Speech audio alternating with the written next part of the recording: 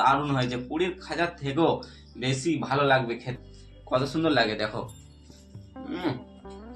দারুণ দারুণ টেস্টি। বন্ধুরা, আজকে আমরা বানাবো পুরীর খাজা। তো সেই পুরীর মন্দিরের বিখ্যাত সেই খাজা বানাতে কি কি লাগে আমি আজকে বলবো। তো আমরা 500 গ্রাম রুল ময়দা নিয়ে নিয়েছি, সাদা তেল নিয়ে নিয়েছি 1 লিটারের, আর তার সাথে আমরা 500 গ্রাম চিনি, সেটা তৈরি করতে হবে চিনির। আর তারই সাথে আমরা এলাচ নিয়ে নিয়েছি, এলাচ দিলে খুবই সুন্দর হয়।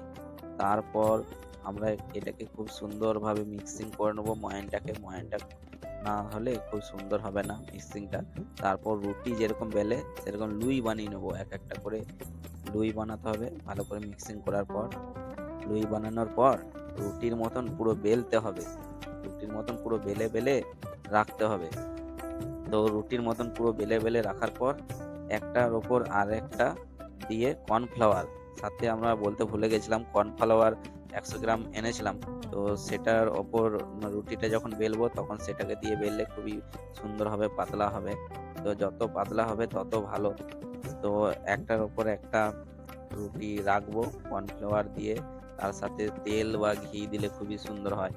ঠিক আছে, তো আমরা কিভাবে করছি তোমরা দেখো, তাহলে তোমরা নিজেরাই বাড়িতে বানাতে পারবে খুব সুন্দর পুরীর খাজা। তো আমরা একটা পাত্রে আমরা রুটিগুলোকে রাখছি আর কর্নফ্লাওয়ার দিচ্ছি। আগে আমি তেল দিয়ে দিলাম, তেল দেওয়ার পর বা কর্নফ্লাওয়ারটাকে গুলেও তোমরা দিতে পারো। তার মধ্যে আবার কর্নফ্লাওয়ার দেওয়ার পর আবার আর একটা রুটি রাখবো। তারপরে যেরকম ভাবে এগরোলকে মোড়াই সেইভাবে আমরা মোড়াচ্ছি। দেখো, একটু করে তোমরা তেল বা ঘিও দিতে পারো। আমরা এখন কর্নফ্লাওয়ার গুলাটাকেই আমরা দিচ্ছি যাতে এটা খুব সুন্দরভাবে চিটে যায়। তো আমরা আস্তে আস্তে এগ রোলের মতন গোল করব। ঠিক আছে, এইগুলো কারণ দিচ্ছি এগুলো যেন না খুলে যায়, খুলে গেলে এই জিনিসটা পুরো মানে বেকার হয়ে যাবে।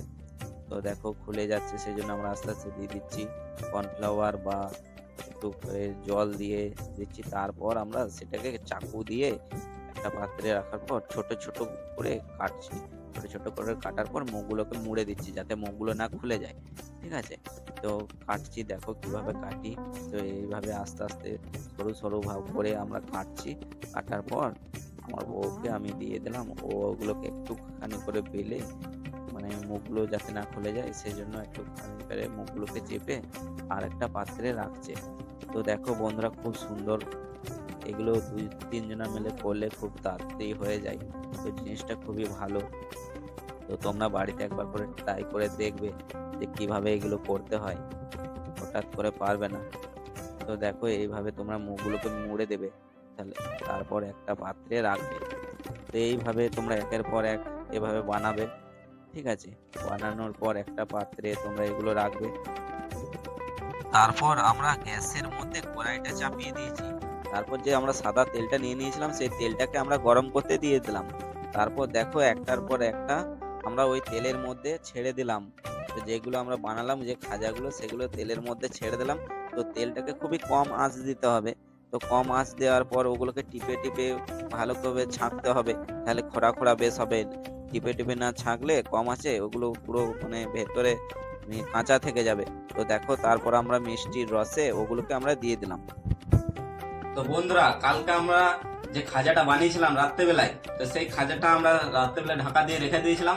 তো দিনের বেলায় আমরা সেই খাজাটাকে তো দেখতে পাচ্ছ এবারে আমরা খাবো। এটা পুরোপুরি তৈরি হয়ে গেছে খাওয়ার জন্য। তো দেখতে পাচ্ছ কতগুলো খাজা হয়েছে আর এগুলো খুব সুন্দর মুচমুচে দারুণ হয়েছে, পুরীর খাজার থেকেও বেশি ভালো লাগবে খেতে। তো দেখো বন্ধুরা, এবার আমরা খাবো আর দেখাবো যে কিভাবে কত সুন্দর লাগে। দেখো, দারুণ দারুণ টেস্টি।